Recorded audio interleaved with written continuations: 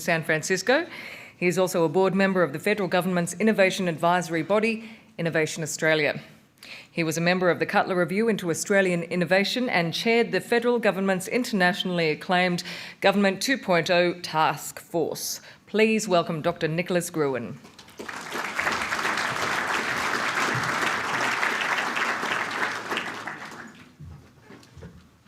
Thank you, Kim. Well, you've got me speaking to you for an hour, which is daunting for you at least. I find it relatively entertaining, but best of luck. Look, here I go. I think I'm putting my slides up. Here we go. And that's the presentation.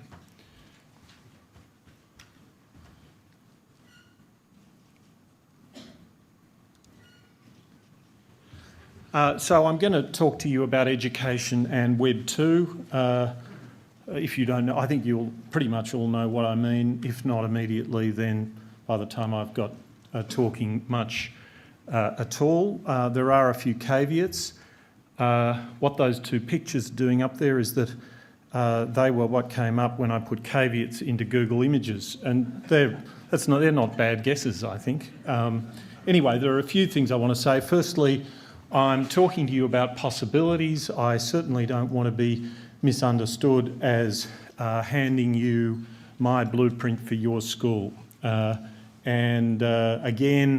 I'm an outsider to this system, although have participated both as a student and as a parent. But I'm from outside, so I'm not an expert in what you do. You are. And I hope you won't think when I draw things to your attention that I'm telling you that I know that you don't know these things. You will probably know many of these things, perhaps all of them, but I think nevertheless they're worthwhile things to talk about. That's an outline of what I want to talk about, and I've got a fair few things to get through, so I will move directly on. So Web 2, that's Bob Metcalfe, and he invented Metcalfe's Law.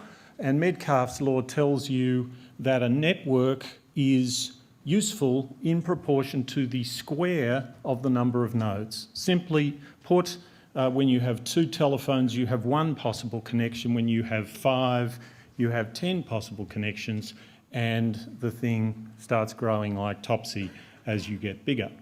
Now, that's a very old kind of network that I've illustrated. It's got telephones on the other end of it. And here's the same network, but I'm going to turn it into Web 2. So in Web 2, just like the telephone network, there will be conversations going on. Let's say one's about Captain Cook, one's about keeping fit, one's about poodles. That's not an exhaustive list of the conversations that can take place. And the difference between, and the thing about Web 2 is a simple thing, which is that those conversations are going on, and you've got a pretty good idea, you've got a pretty good chance of those conversations being open, if people want them to be open, and you've got a pretty good way of finding them. There's Google, there's your friends, there are all sorts of different ways to find a particular conversation. One of them is the hashtag. I gave a presentation to heads of agencies in one state, in one portfolio last year, and despite the fact that Q&A had been running for about a couple of years then, no one knew what a hashtag was. I would imagine, hands up who knows what a Twitter hashtag is. I would think a hell of a lot of people. Simply a string of letters with a hash in front of it that you can tune your Twitter client, your program that follows the Twitter server into, and see what any tweet anywhere in the world has got that hashtag in it. Why would you want to do that? Well, you might want to catch up with what Lady Gaga is wearing tonight, or you might want to catch up with something serious. I want to talk to you quickly about public goods, and here beginneth about 10 minutes of almost high theory. I hope I won't bore you. I hope you won't be thinking too desperately, what has this got to do with education? but it's sort of trying to paint a picture of how I think about some of these issues. And the language I'm going to use is from economics, but I'm actually thinking much more broadly than economics. But anyway, public goods. What are public goods? This is the sort of thing that appears in an economics textbook. A lighthouse is a public good. Why is a lighthouse a public good? Well, the informal answer is that it's something that the government builds. And why does the government build it? Because if the government didn't build it, nobody else would. Economists have been a little more forensic about that, and they've tried to say precisely what characteristics there are that make a public good. And so they're trying to hone in on the things that mean that a market won't make these goods properly. And those two things are excludability and rivalrousness. Excludability means that something that I can sell it to you because I can say to you, pay me the price, and if you don't pay me the price, I won't give you the good. Now that seems fair enough with cars and cookies and so on, but with a lighthouse it's much harder because the ship can go past the lighthouse and benefit from the lighthouse, and it's all very well saying pay us your dues on the lighthouse. The ship company can say, well, thanks very much, we'll just do without the payment, but they can take advantage of the lighthouse. So that's excludability, and that the excludability creates what you will also be familiar with this term, I think, or many will, the free rider problem. Rivalrousness is the free rider opportunity, an expression, intriguingly, that we hear much less about. The free rider opportunity is that there are things in our lives, lots of things, an increasing number of things, which if I have, you can share too. And it doesn't do me any harm. In fact, it might even do me some good.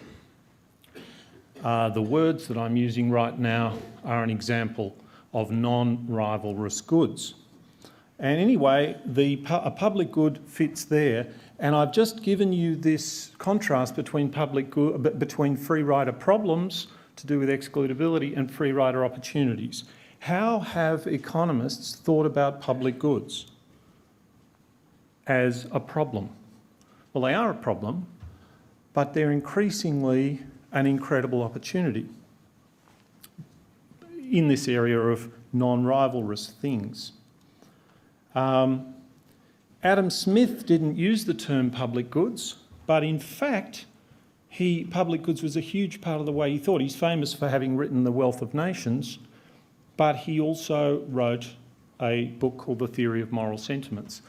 And the theory of moral sentiments is about the social preconditions of markets. It's about social mores and the circumstances in which they are healthy and might come to support a market, a healthy market, and the circumstances in which they might not. And the interesting thing is that those social mores are a kind of public good. He didn't mention that word, but in my economics, I have coined this expression, which is an emergent public good, something that emerges from our lives or somehow sets itself up without the government needing to get involved. The interesting thing is that when Adam Smith died, he left strict instructions with David Hume that most of his papers were to be burned, which were followed, sadly. But there were two that he asked not to be burned. One was on the history of astronomy, and that was remarkably prescient and reads rather like Thomas Kuhn's Structure of Scientific Revolutions, and the other was on language. And language, I've never heard an economist point out, is a public good. It's not built by the government, it's not maintained by the government, except in France. That's pretty interesting. So the way I think about this sort of stuff is that there are private and there are public goods, and the private goods kind of look after themselves. As Jack Lang said to Paul Keating, in politics always back self-interest at least you know it's trying. And then there are all those other things that are public goods. And if you look at that list, which I've thrown together, there's some interesting things about it. They kind of define our species. They're the good things. They're things that our whole ethical structure supports people doing, not for their own self-interest. And in fact, that's not a bad list of the things that you can get tax deductibility for a philanthropic donation, which kind of makes my point, I think. And on the one side, private goods can be manufactured, sold or otherwise created by individuals, by firms, by teams, by schools, insofar as they compete with each other. And then the public goods occur within these systems and hold them together. Governments hold markets and societies together, families, not-for-profit associations, any association, firms, schools, and so on. And so we have that balance kind of everywhere. And one of the things that strikes me is that economists typically just talk about the market and the government. The government looks after the public goods and the market looks after the private goods. Well, I don't think it's nearly that simple, and I think it's much more interesting to think about things in that way. So let me quickly show you the world's biggest encyclopedia until about 2002. The Yongle Encyclopedia, 15th century encyclopedia in China. That is a public good trying to get out of a private good. The private good of the books. You can't get to the encyclopedia without having a book. There's a smaller encyclopedia, the Encyclopaedia Britannica, still a public good trying to get out. I don't think they wanted to really put that product out because there's not much private good left there. It's almost all public good and they're trying to sell it. And meantime, Jimmy Wales was trying to build exactly the same thing on a free model by getting experts to read articles, write articles, referee articles, and it didn't go anywhere. And then one weekend, he copied the database and let people just add and edit and do whatever they wanted. And that was called Wikipedia, and that went metastatic. The tapping into some kind of strange kind of social linguistic instinct as well as a kind of know-all instinct, I suspect. Don't think all these... There is a dark side to these things, you know. I'll tell you a bit more about that in a minute. And so here are a bunch of Web 2 platforms. They're public goods. Some of them are built for profit. Some of them were built not for profit. Not one of them was built by a government. And not one of them was built by an institution that existed before 1997. Yes, that's right. When Google was founded. Isn't that remarkable? So there's something new going on, and it's, in my suggestion to you, something big. And that's just a kaleidoscope of public goods on the net, resources, platforms that are available to you and were available to you when this slide was made, which is probably about 4 years ago. It's really quite out of date, but it's very pretty and it makes the point. Better not drop that on the laptop. One other thing. So now we have this platform built. We have this institution and it's called the Twitter hashtag. And I've just made up on the back of an envelope a valuation for that hashtag.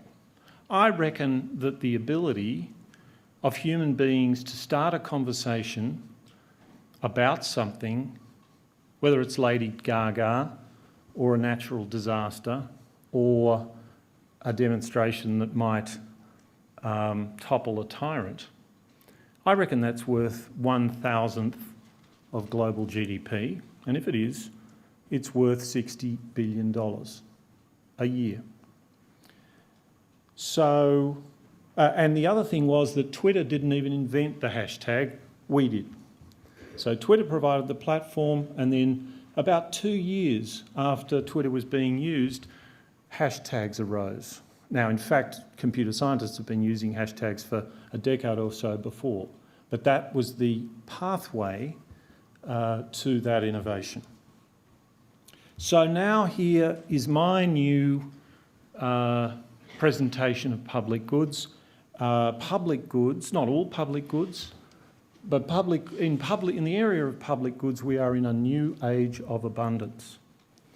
And Elinor Ostrom might tell you that they're a problem, but the way in which languages simply assemble themselves is a miraculous thing that goes on and on, making a positive contribution to our lives. Linux, the open source software, is the language instinct rendered into executive code that actually does stuff for us. And then there are people who have got the money to build platforms. They might be Google, they might be Jimmy Wales of Wikipedia.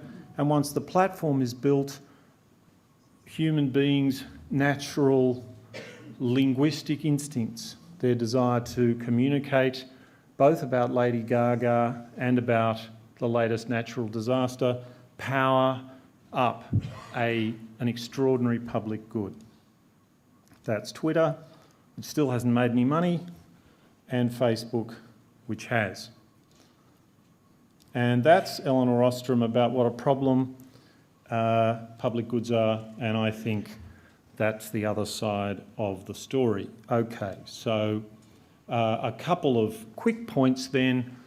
There are people who argue that, you know, if only we could get as many things as possible, if only we could, sort of, maybe everything could be made a private good. I think that high watermark is kind of receding now, but we do have regular experiments with societies without public goods. That's a picture of one of them, and they're not really a good idea. This is not an ideological point I'm making. I'm not saying government should be smaller or larger. I'm saying that the world doesn't function without a healthy ecology of public and private goods. Well, you may be relieved to see that, and I'm going to talk about education.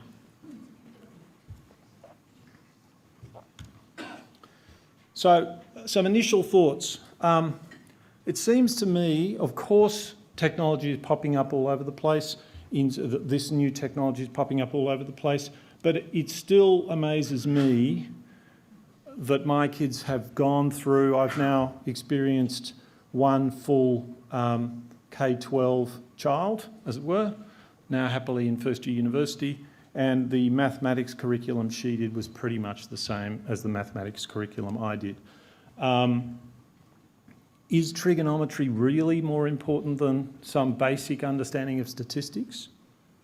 I mention that not because I'm down on trigonometry, but it's irresponsible of people to continually say, and schools should teach this, and this, and this, and this. Obviously, certainly as an economist, I should be talking to you in terms of opportunity costs, what things might be rebalanced in that equation.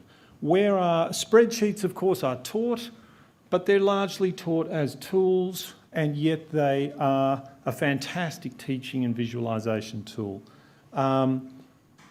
This is a big one for me. Why aren't computer languages taught as part of maths or languages curricula?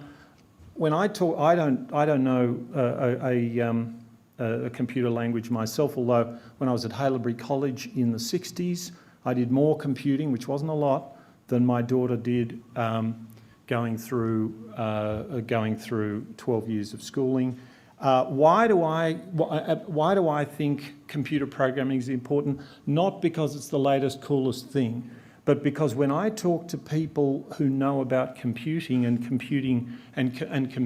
programming a computer, the experience that they've gone through, the cognitive experience they've gone through is clearly incredibly valuable to them, as a language is valuable to us, as an understanding of formal structure of grammar, which is the kind of thing you learn when you do another language, becomes useful. The way in which when you're talking with someone like that, they can find metaphors from coding which help them understand possibilities and the logical structure of what is being said is remarkable. I've just made that point. And just simple things like the use of mashups. There are incredible number of resources on the internet that are of immense use, and they're not that hard to learn, and kids would be all over them. At the moment, they tend to be all over pretty frivolous games, which is fine. That's the Lady Gaga side of life, which some linguists tell us is about 80% of life. But I think schools could be crowding that 20% more vigorously. And the other thing, which I'll go on to talk about a bit more, is that much of this can be peer taught. Indeed, I suspect that is that's a pretty fortunate fact, because it might not be so easy to teach it in any other way. So, Web 2, the typical way we use the web is as a tool. I think we should be... imagine if I said to you, we've got this great new tool. It's called language. We've got another tool. It's called buildings. I'm suggesting to you that this world is something more than a tool, but it's good that it's a tool, and I thought I'd just go through a few ways in which we can use it as a tool. Now, with a bit of luck, this will run. No, it doesn't. I've been having trouble with that the whole time, so I will get out of this if I can, and then play it manually. Yeah. Okay, so this is the sort of thing. Okay. This is a university-based resource, but I'll teach you in the next 2 or 3 minutes what a production possibilities curve is. And there's nothing incredible about this. My point in showing this to you is to show you how powerful, how clear teaching can be when you put some serious resources into it. And remember, this is a global public good. I'm using it because it just happens to be on the internet, and there are any number of these kinds of things.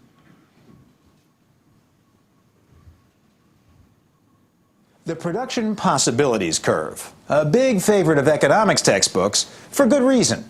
The production possibilities curve, or frontier as it's sometimes called, turns out to be a very simple way to illustrate 4 very important economic ideas. First, it's another demonstration that economics is based on the idea of scarcity, of trade-offs. So imagine a fictitious economy somewhere that makes only 2 goods, pizzas and robots. For the sake of clarity, economists like to make their models as simple as they can, and it doesn't get much simpler than this. Anyway, this economy's only 2 goods are about to be put up on a table, which represents the trade-off between them. Devote all this simplified economy's resources to making robots, and let's say it can make 10,000 of them. But that means no pizza. Making just 1 pile of pizzas, the table shows, means making fewer robots. And as more pizzas are made, the possible number of robots is further reduced, down to a situation of all pizzas and no robots at all. Put the different combinations on a graph and you've got the production possibilities frontier in action. So if you're willing to go without pizza entirely, that's 0 down here on the x-axis, but you can make a full 10,000 robots here on the y-axis. So production possibility A up there. Possibility B involves making at least some pizza, on the table 100,000 pies. But that means we only have the resources to make 9,000 robots as well. There's also possibility C, possibility D, and this frontier ends down at possibility E. 400,000 pizzas, no robots at all. The picture looks the same for any 2 products. The author of The Economy Today, Brad Schiller. If we want to look at production possibilities at work in a real setting, just look at the issues that the United States is facing right now. Every public opinion poll shows that Americans want more homeland security and more national defense, without question. Democrats, Republicans, everybody wants it. But where are we going to get it? I mean, think about it. If you're going to deploy, say, our police forces to guard buildings and bridges and airports, what are they going to stop doing? We're making a difficult choice. So why don't we simply hire more police? It would be wonderful if we had more police. We already have 640. So you get the picture. A very powerful way of getting the message across. And some time ago now, probably about 4 or 5 years ago, MIT and more universities are doing this, simply plonked all of their resources up on the net for anyone to pull down a global public good. This is Folded, which is an addictive game whereby people, and certainly plenty of school students, fold proteins.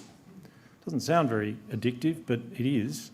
And this website has helped scientists.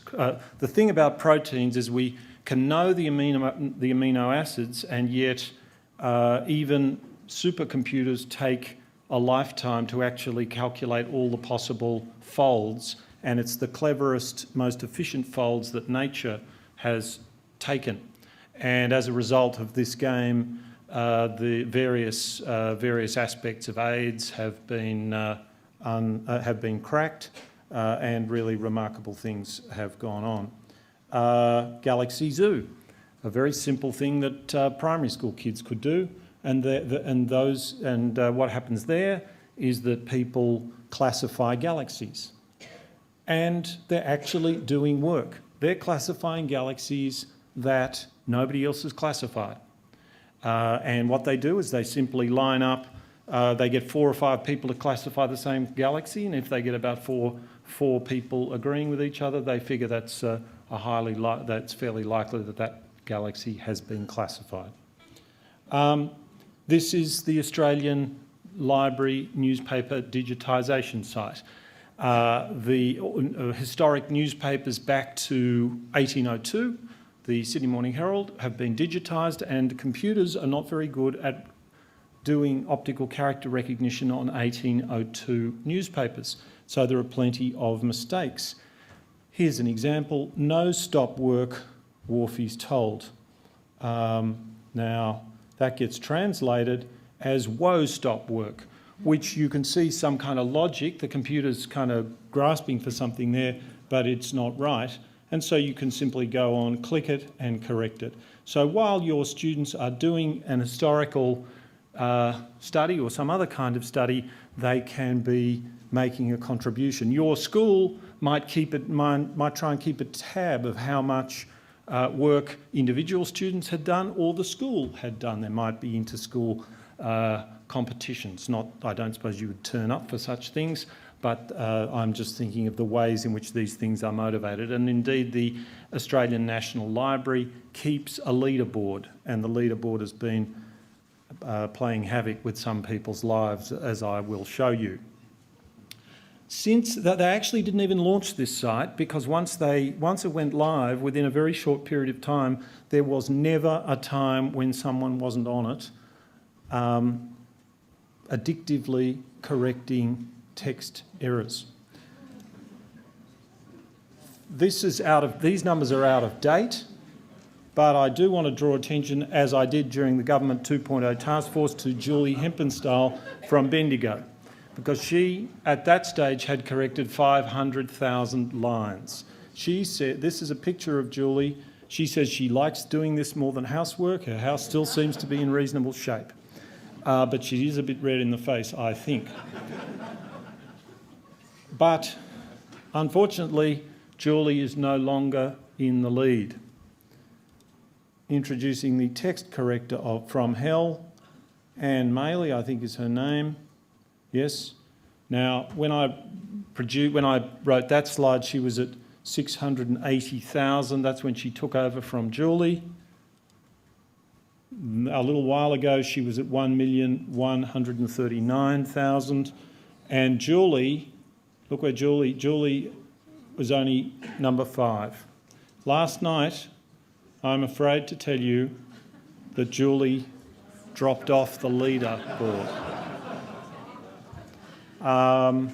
In any event, maybe we can get a schools competition going there. Who knows? And I should have said, how do I go back here? And I should have said, actually no, I haven't got a picture of that on that slide, but there's a picture of the top 5 correctors, and they get flown to Canberra. I don't know whether they do if they're from overseas, but they get flown to Canberra and made a fuss of, I think, once a year.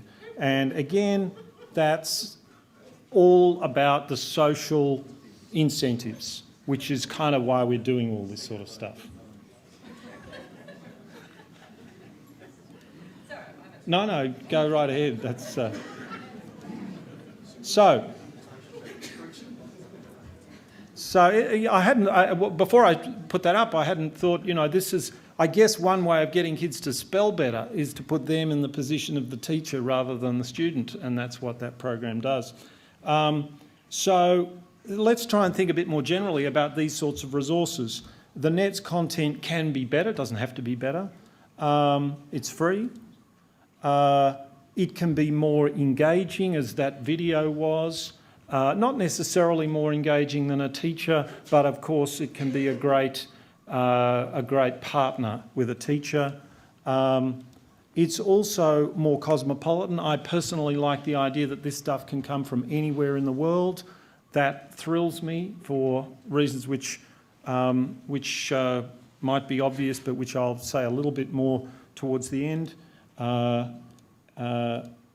And being more convenient, this is a really big deal. It actually enables you to consider turning small portions or large portions of courses upside down and saying to kids, your homework is to watch some cool videos and then or read these or read these articles and correct these articles, and then we'll talk about it at school.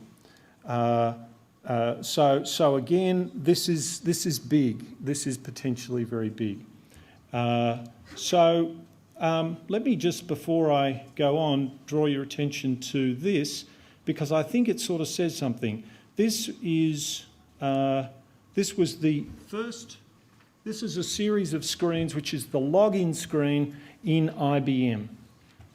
And the point I'm trying to make here is the way in which so much of human knowledge has kind of been sucked in out of the kind of mechanical metaphor of learning stuff and knowing how to do stuff into the language instinct of connecting and doing. So that's the first site. Then it starts to look more like a magazine. Then a sort of slightly hypercharged magazine with lots of links, if you like, Web 1. And now it's starting to break up again, and now it is essentially a social network. So when IBM employees log into their system, up comes something that looks remarkably like a kind of work-oriented version of Facebook, which encourages them and facilitates their connection within and without the company. So that was the web as a tool with a little taste of something bigger. This is the revolution. Some of you may know of the Khan Academy, but I thought I'd go through it with you. So this is Salman Khan, picked up about $16 million from Bill Gates, Google and various other Silicon Valley philanthropists, and has built a school where students watch videos, or rather a set of resources. Students watch videos at home. They teach themselves and each other. The teacher and class time is devoted to facilitating, customising, mentoring, matching students for mutual benefit, forensically working out who's doing what, who's good at what, who can be matched with whom else for mentoring to go on, and so on. So behind this is quite a sophisticated system where down the vertical axis is each student. Across the columns are each subject, and you can see green means that the unit has been successfully completed, blue it's being completed, red there's a problem. You can look much more closely into the system and look at the rhythms of work, what's being done well, what's not being done well. Inside, this is for an individual student.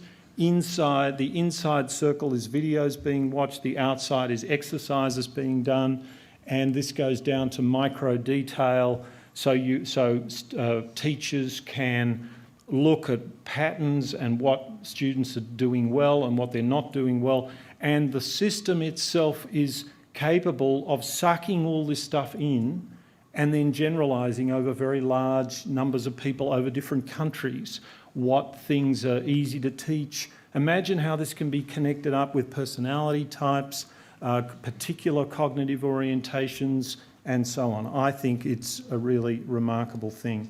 And this is pretty important as well. This is the progress of particular students, and some of the students, as Salman Khan says, our way of teaching education has largely been to draw a line down here and say, well, that was as much of teaching on trigonometry or calculus or stats as you got, and some of the kids pick it up very quickly, others pick it up more slowly, and then this sort of exhaust tail sits there of confused people who've kind of just managed to sort of pick up enough concepts to pass but don't really get it. So this is designed to actually pick everyone up and take them through to a high level of understanding. Hard to imagine how it could be done otherwise. So I don't want to tell you that this is necessarily a brave new world where you have to go to the full model, and there are lots of teachers who are using these kinds of techniques in various pragmatic combinations with their own pedagogy. I want to just show you a few quick things about tertiary education, because tertiary education, this kind of thing is now, as they say, big in the valley. There are enormous number of websites that are now setting up as platforms to deliver tertiary education, and I can't believe there wouldn't be lots of interesting things to think about, even if they're not direct things that you can take direct analogies from. If you read that text there, well, it says, I spent the last few days under incoming mortar and rocket fire. This was while this guy was doing a course at DLD University. He actually did the course. And that again is something incredible about this technology, that it is going out to the developing world and making a massive difference. This is Coursera. Australian universities are negotiating with Coursera to put their resources up on Coursera. What is the cost? Nothing.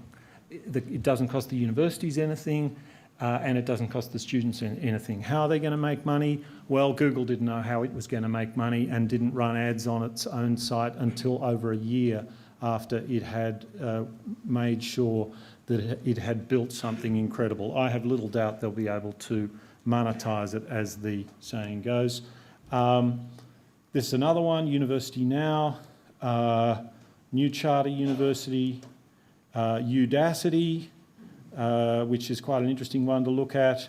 I like the slogan, learn anything from anyone, anywhere.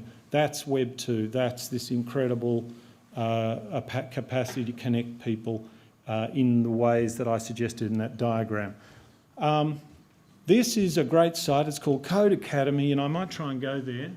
Do I have a volunteer who regards themselves as computer illiterate and scared of computers or computer coding? Can I get someone to volunteer? Hang on, I'll try and get to the site first.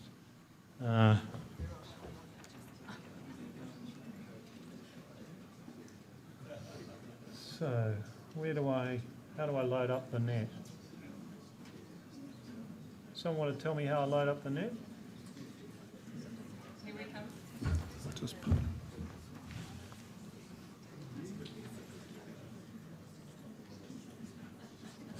Thanks.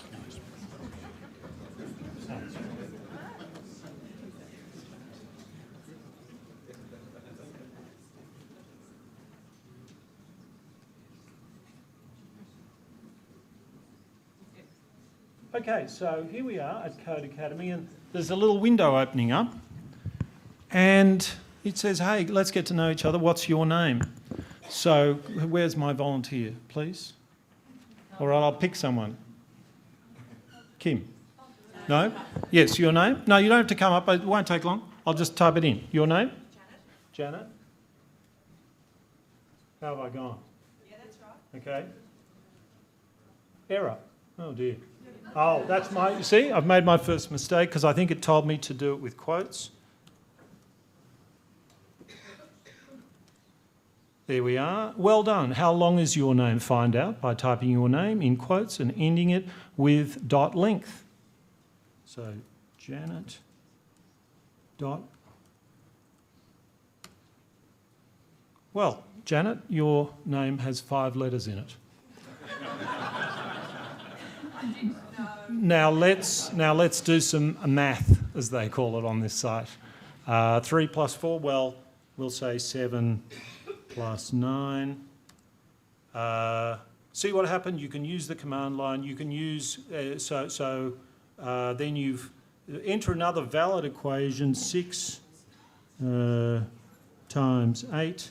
6 times 88 will make it, and so on. Now, my point in showing you this, we're about to... Oh, that's right. Now try to confuse the interpreter using a word it doesn't know, like eggplant. So I'll put in eggplant. Good work. You have confused the computer. Okay, so my point in... now I've got to get back to the thing. Now I need you again because this is not quite the way I know it. Just back to where I am. Yeah. Okay, so my point there is that that's kind of fun, and it's immediate. The lengths that these people have gone to immediately grab you and suck you into their world, as it were, is remarkable. I will. This is. I just wanted to actually. I think I'll move on from this, but this is a Melbourne-based company which is in the business of setting up an education platform. Not so much in tertiary education, but not in university education. But again, something which ought to be of interest to at least secondary schools, it seems to me. Okay, so I'm not going anywhere there. So one of the things about this is that large institutions are forever saying, oh, good, we want one of those. We're going to do that. We'll get some consultants in and they'll build us this website that'll do all those things. Let me tell you, they won't. These websites are the product of people, many of them will lose out in this gold rush, and they're the product of meticulous design, endless prototyping, testing, skill, endless iteration, and so on. And you need to be in there partnering with people like that and finding great ways in the ecosystem that you and they can be partners. Let me talk to you quickly about the power of hacking. We used to teach Microsoft Word, perhaps some of you still do. Presumably an introductory lesson isn't a bad idea, but basically people learn these things by doing them. And the programs are built so that, and especially if you're with other people who are using them, you look over your shoulder and say, how do I do a search replace command or whatever? More and more things are becoming like that. And let me tell you about Kaggle, which is a company that I chaired until I was replaced by the founder of PayPal. You know, can't win around here. And that's now in Silicon Valley. So this was, we had some, this is a website where we crowdsource data analytics. What the hell is that? Well, this is an example. We have some data. The data is genetic characteristics of HIV patients and their history over time. The more genetic markers you've got, the worse your chances are. So how do you build a model that will predict from the genetic markers how sick someone will get? Well, you get all your data. This is the data which we call training data, which we release. There are the 4 markers, 1, 2, 3, 4, and that tells you what happened to those patients. And then there's a whole lot of test data where it's exactly the same kind of data and we hide the answers. Some of you may be familiar with doing that to school students, knowing what the answer is and hiding it. And then we tell people that we will pay some money or just give an award to the person who builds a model from what they know. It's a guessing game that predicts what they don't know. And so, and then we put that on a platform and we invite the world to participate. And I could tell you some incredible things about this, but I will only tell you one, and it's about that particular competition, which was the first competition which we offered any prize money for.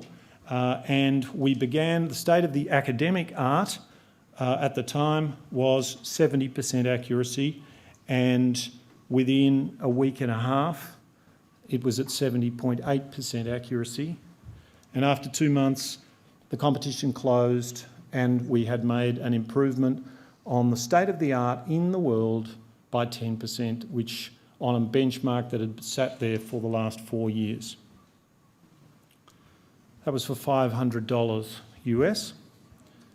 Here's the guy who won the competition. His name's Chris Raymond. He lives in Baltimore. He runs a one-person search engine optimization business in Baltimore. He has no university degrees. He got interested, he doesn't know anything about statistics particularly. He got, and certainly doesn't know anything about bioinformatics. He got interested in data science in his own business of trying to optimize websites to get as high up as he could on Google. He uses the R package, which is an open source package available for free. And he taught himself how to do all this on YouTube videos. Spare a thought for the team who came second. The T.J. Watson Research Centre at IBM. This happens on almost every occasion that we run a competition. So it's certainly the case that there are plenty of things we need formal tuition for, and there are increasing number of things, and some of them are surprising things, that are learned to a very large extent by hacking. Although I'm sure a bit of hacking and a bit of instruction is the ideal mix. Do we have it right? So, how do we get these sorts of resources? How do we start doing this kind of stuff? Well, let's have a look at this.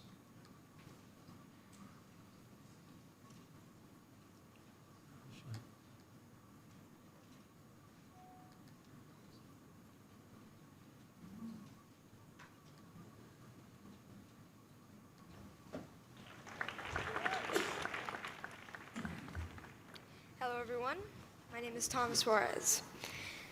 I've always had a fascination for computers and technology, and I made a few apps for the iPhone, iPod Touch, and iPad. I'd like to share a couple with you today. My first app was a unique fortune teller called Earth Fortune that would display different colors of Earth depending on what your fortune was. My favorite and most successful app is Bustin' Jeeber, which is a Justin Bieber whack-a-mole. I created it because a lot of people at school disliked Justin Bieber a little bit, so I decided to make the app. So I went to work programming it, and I released it just before the holidays in 2010. A lot of people ask me, how did I make these? A lot of times it's because the person who asked the question wants to make an app also. A lot of kids these days like to play games, but now they want to make them. And it's difficult because not many kids know where to go to find out how to make a program. I mean, for soccer, you could go to a soccer team. For violin, you could get lessons for a violin. But what if you want to make an app? And the kids' parents might have done some of these things when they were young, but not many parents have written apps. Where do you go to find out how to make an app? Well, this is how I approached it. This is what I did. First of all, I've been programming in multiple other programming languages to get the basics down, such as Python, C, Java, etc. And then Apple released the iPhone, and with it, the iPhone Software Development Kit. And the Software Development Kit is a suite of tools for creating and programming an iPhone app. This opened up a whole new world of possibilities for me. And after playing with the Software Development Kit a little bit, I made a couple apps. I made some test apps. One of them happened to be Earth Fortune, and I was ready to put Earth Fortune on the App Store. And so I persuaded my parents to pay the $99 fee to be able to put my apps on the App Store. They agreed, and now I have apps on the App Store. I've gotten a lot of interest and encouragement from my family, friends, teachers, and even people at the Apple Store, and that's been a huge help to me. I've got a lot of inspiration from Steve Jobs.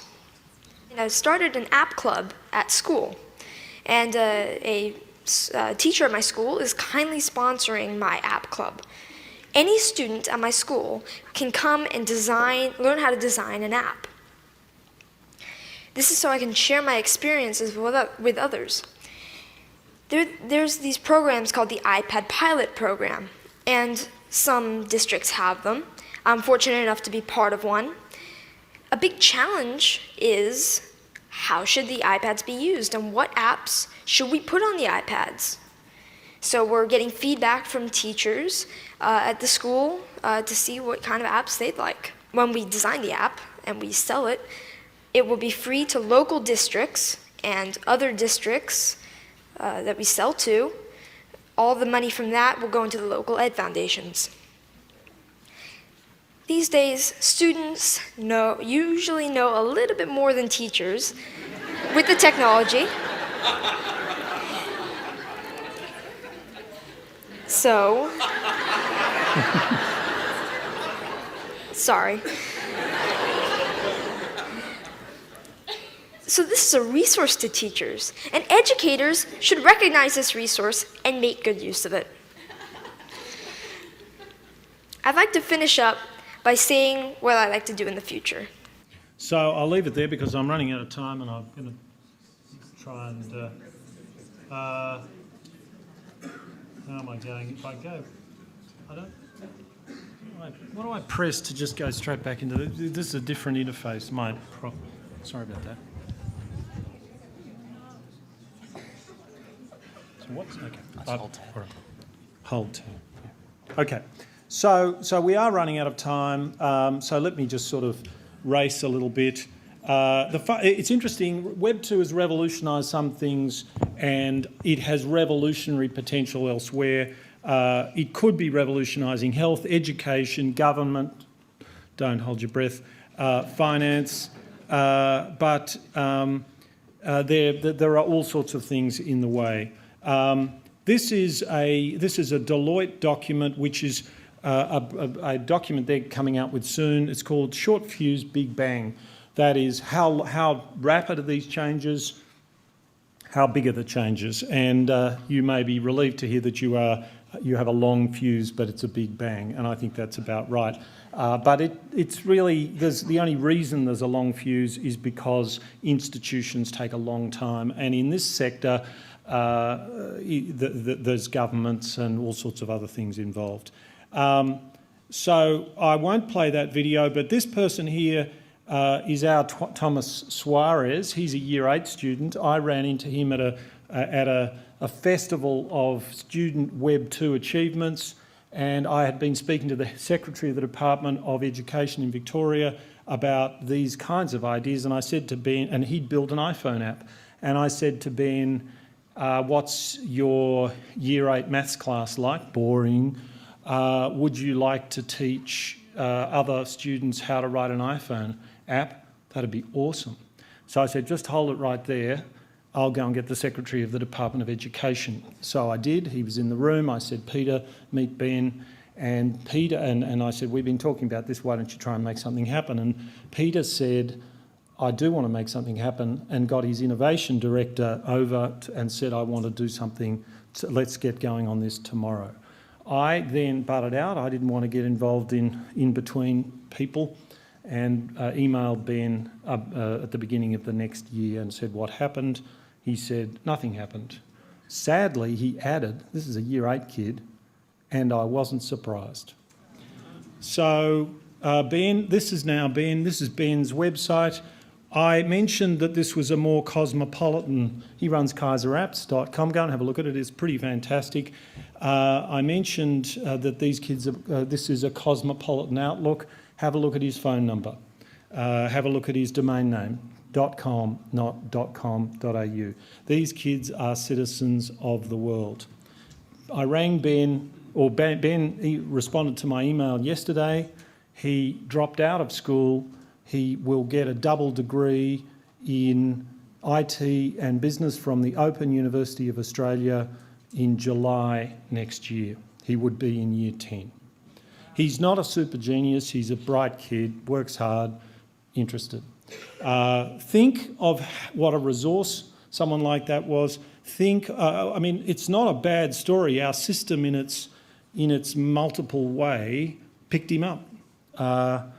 But surely this sector can do better than that, and it was a state school sector, but I'm sure there are at least some people here who recognise that as something of an opportunity for them. So I will, with your permission, I'm pretty much out of time. I don't know whether you want me to go on with suggestions that I have for you. They're not deeply masterful, they're just kind of prompts, thoughts. So 2 minutes, all right? This is okay. I did want to show you that. That's Tim McNamara. Imagine he's a high school student. He isn't, but he may as well be. He's in Crisis Commons. What did he do? Where he lives in Wellington. When the Christchurch earthquake occurred, he established the hashtag EQNZ, had volunteers around the world pass through the tweets of 300,000 tweets to find the 15,000 that had information in them that was of use to people on the ground, like there is still insulin in the pharmacy on Barak Road or whatever. That's the sort of thing schools could do easily. Revolutionary possibilities, some evolutionary actions, decide how important these things are. If they're important, guard against the menu approach, which says, we can do this, this and this and this, and we don't sort of get really behind anything. We don't put any skin in the game. I'm not suggesting you try and engineer any revolutions, just that you do some disciplined experimentation and development. What I call Gilbert and Sullivan management, that is looking around for people at a loose end, handing them the costumes, telling them it's the gondoliers tonight, and off they go. That's very common in government, and it's quite common in lots of organisations. Pick some low-hanging fruit which permits business as usual. In other words, that doesn't disrupt too much what's going on. But it won't be much good if it doesn't involve you just changing some things and having to make a few uncomfortable decisions. It shouldn't be hugely uncomfortable to do. If it is hugely uncomfortable, you've got a utopian plan on your mind and you probably ought to give it away. Insulate the new from the imperatives of the old. Give yourself some concrete targets. Ensure anyone who wants to learn mash-up skills and coding skills can do so. Start school clubs, use prizes, inter-school competitions. I've talked to you about that as I've gone through. Find a way to at least recognise peer teaching, if not actually grant some formal credit for something like that. I think that would be so much better than a lot of group work that my kids have been involved in, which they're magnets for opportunists who want to head for people who are reliable, who are going to do the work if they don't want to. Focus on the exciting positives making a difference. Lots of schools have Aboriginal co-learning. Could we have partnerships with developing world schools?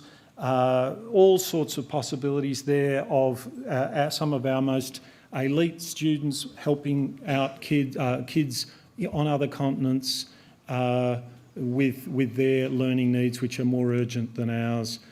Could a school affiliate with Crisis Commons? Could the school or particular teachers at the school make exceptionally good resources?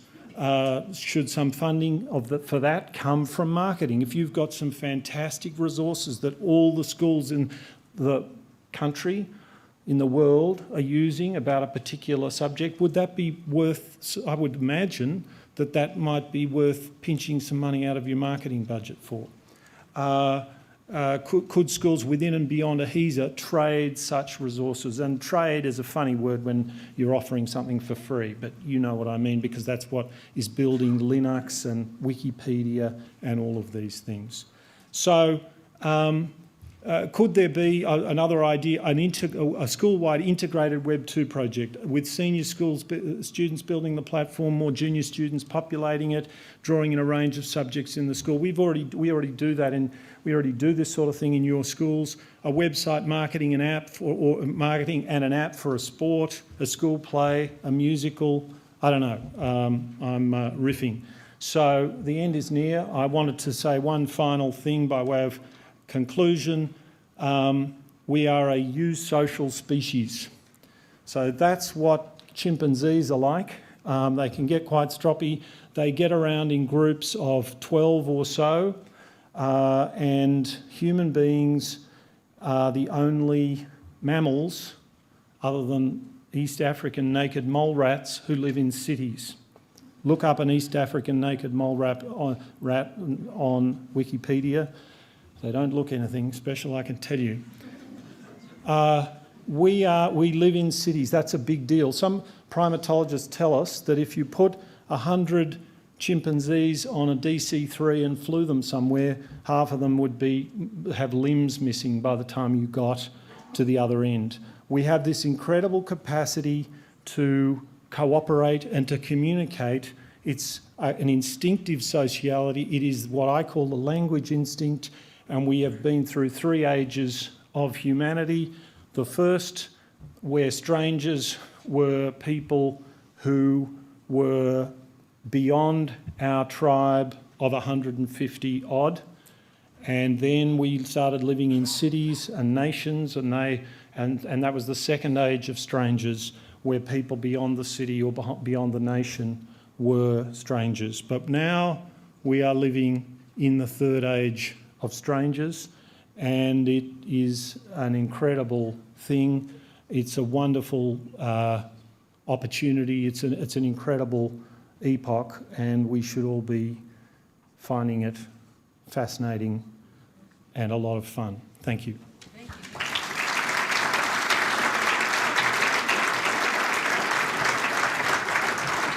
Dr. Nicholas Gruen, ladies and gentlemen. That was absolutely fascinating. Please put your hands together for all our speakers this afternoon: Mark McCrindle, Tony Mackay, Donna Cross, Kim Cull, Bill Daniels and Nick Gruen.